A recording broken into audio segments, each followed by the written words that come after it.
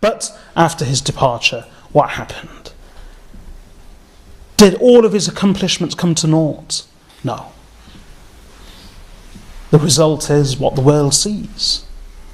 The result is the deen of Islam, the sunnah of Rasulullah sallallahu alayhi wasallam, and his legacy in many ways.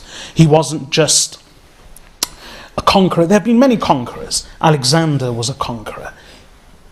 Genghis Khan was a conqueror. And yet what did they do? Genghis Khan conquered. In fact, he conquered, his legacy was the largest contiguous empire, land empire the world had ever seen. And yet it shrunk. All that happened is that his descendants eventually embraced Islam. Alexander was a conqueror. What happened? After his death, his generals began bitterly fighting amongst themselves, and his whole empire was carved into different factions, ruled by different generals from his own troops. Eventually it disintegrated. But whether it was Alexander or whether it was Genghis Khan, they only left behind a terrestrial empire with Rasulullah sallallahu alayhi wasallam, this orphan, without brother, without sister, born into that sleepy town of Mecca, without formal education as we know it. Mecca was not a centre of civilization as we know it, or of education.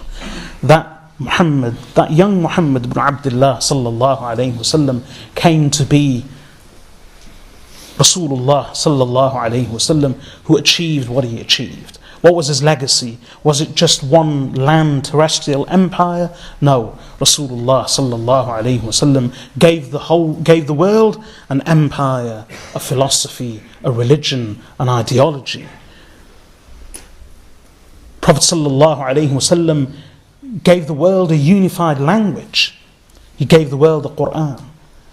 He achieved so much that no one can compare in him, even looking at it from a secular, non-religious perspective. And that's why he has been hailed by many non-Muslims also as the greatest human being ever, as the greatest achiever, the single most influential person in the whole history of mankind, without doubt.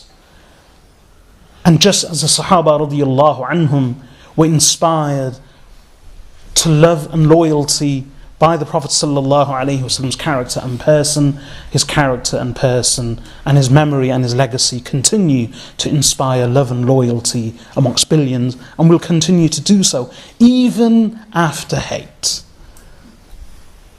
And especially in this climate, with so much being said about the Prophet sallallahu alaihi wasallam, all I will say, not to worry, love after hate.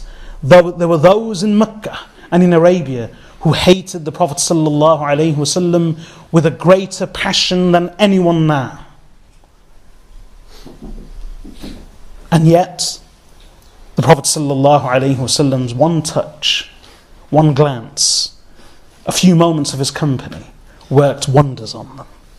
And his legacy will continue to work wonders.